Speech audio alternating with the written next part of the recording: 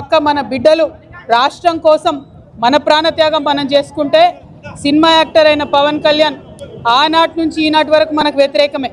ఇవాళ కూడా ఆయన మాట్లాడుతున్నాడు, తెలంగాణ నాయకుల దిష్టి కళ్ళతోని కోనసీమ పాడైందంటున్నాడు. మనం ఎన్నడూ దిష్టి పెట్టలే. కోనసీమ బాగుంది, కోనసీమ ఎట్లుందో అట్లా తెలంగాణ కావాలనుకున్నాం తప్పితే ఏనాడు కూడా తెలంగాణ బిడ్డలకు మనస్సు చిన్నగా ఉండదు, పెద్దగా ఉంటుంది, పెద్దగా ఆలోచిస్తాం. మేము ఇప్పుడు కూడా చెప్తా ఉన్నాం, పవన్ కళ్యాణ్ గారు మా రాష్ట్రం ఏర్పడి 12 సంవత్సరాలు అయింది. ఈ 12 సంవత్సరాల్లో మేము ఎప్పుడు కూడా ఒకటే మాట అన్నాం, జై తెలంగాణ జై ఆంధ్ర అన్నాం. తెలంగాణ ఎంత బాగుందో ఆంధ్ర కూడా బాగుండాలన్నాం. నేను ప్రత్యేకంగా లోక్సభలో నిలబడి ఆంధ్రకు ప్రత్యేక హోదా కూడా ఇవ్వాలని అడిగిన. మేము తెలంగాణ వాళ్ళం ఎప్పుడు కూడా పక్కోంది గుంజుకోవాలని చూడం, పక్కోడు బాగుంటే మా కళ్ళు మండయి.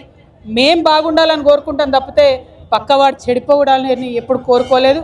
మా ఉద్యమంలో ఒకవేళ మేము అట్లా కోరుకున్నట్టయితే ఉద్యమ స్వరూపం వేరేలాగుండే. మా బిడ్డలు ఆత్మబలిదానాలు చేసుకున్నారు తప్పితే ఒక్క పరాయి రాష్ట్రం వాడి వ్యక్తి మీద కూడా చెయ్యి ఎత్తలేదు మేము ఎప్పుడు కూడా. ఆ విషయాన్ని దయచేసి పవన్ కళ్యాణ్ గారు గుర్తుపెట్టుకోవాలి.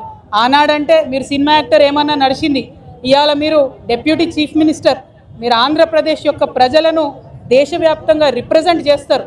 మీరు మాట్లాడే మాటలు కూడా మీ ప్రజలకు ఆపాదిస్తారు. కాబట్టి జాగ్రత్తగా మీరు ఆలోచన చేసి మాట్లాడాలని నేను పవన్ కళ్యాణ్ గారు